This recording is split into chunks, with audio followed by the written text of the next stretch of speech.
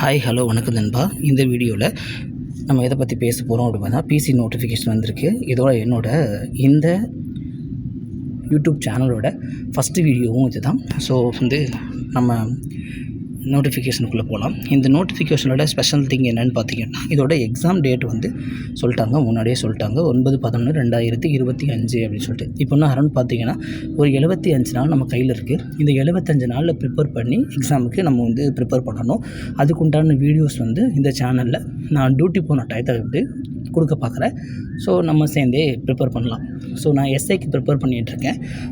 இன்னும் சரியாக ஓரளவுக்கு தான் போயிட்டுருக்கு, என்னோடய ப்ரிப்ரேஷன் போயிட்டுருக்கு. பார்ப்போம், என்னால் முடிஞ்ச அளவுக்கு நான் இந்த சேனலில்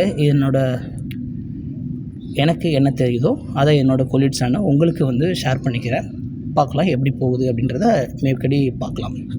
ஸோ 9/11/2025 இதில் எக்ஸாம் வைக்கிறாங்க அப்படின்னா அரௌண்ட் டிசம்பர் ஆர் பொங்கலுக்குள்ளே உங்களுக்கு ஃபிசிக்கல் முடிய வாய்ப்பு அதிகமாக இருக்குது.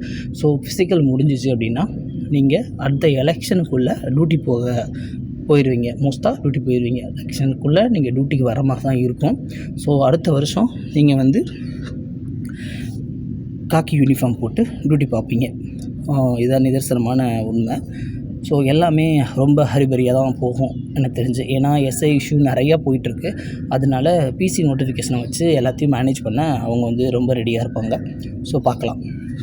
அதுக்கப்புறம் பார்த்திங்க அப்படின்னா, இங்கே வேறு யாராவது பிஎஸ்டிஎம் க்ளைம் பண்ணுறீங்க, டிகிரி சர்டிஃபிகேட் வச்சுருக்கீங்க அப்படின்னா, நான் டிகிரியில் பிஎஸ்டிஎம் வச்சுருக்கேன், ஃபஸ்ட் ஸ்டாண்டர்ட்லேருந்து காலேஜ் வரைக்கும் நான் தமிழ் வழியிலே பயின்று வர்றேன் அப்படின்னா, நீங்கள் யாரும் பிஎஸ்டிஎம் வச்சு எக்ஸாமுக்கு அப்ளை பண்ணிடாதீங்க. அது உங்களுக்கு ரொம்ப பின்னாடி பிரச்சனையாகும். நாளைக்கு நீங்கள் எஸ்ஏ எக்ஸாம் எழுத போகிறீங்க அப்படின்னா அந்த எக்ஸாமுக்கு உங்களோட பிஎஸ்டிஎம் க்ளைம் பண்ண முடியாமல் போகும்.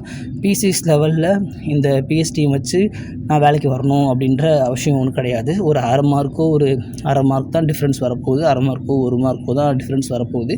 ஸோ பிசிஎஸில் அது மேஜர் ரோல் பண்ணாது. ஸோ டிகிரி வச்சுருக்கவங்க யாருமே பிஎஸ்டிஎம் வச்சுருந்தீங்க அப்படின்னா, 1ஆவதுலேருந்து நான் காலேஜ் எண்டு வரைக்கும் தமிழ் வழியிலே பயின்றிருக்கேன் அப்படின்னா, நீங்கள் யாருமே பிஎஸ்டிஎம்மை கொடுக்க வேண்டாம். நீங்கள் நார்மலாக தமிழ் வழி சான்றிதழ் அப்ளை இல்லாமல் இந்த ஜென்ரல் கேண்டிடேட்லேயே போட்டு எக்ஸாம் எழுதுங்க. அதுதான் கரெக்டாகவும் இருக்கும்.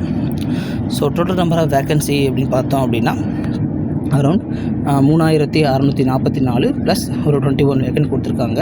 இந்த வேக்கண்ட்டில் கண்டிப்பாக இன்க்ரீஸ் ஆகுமா அப்படின்றதெல்லாம் ஒரு டவுட் தான்.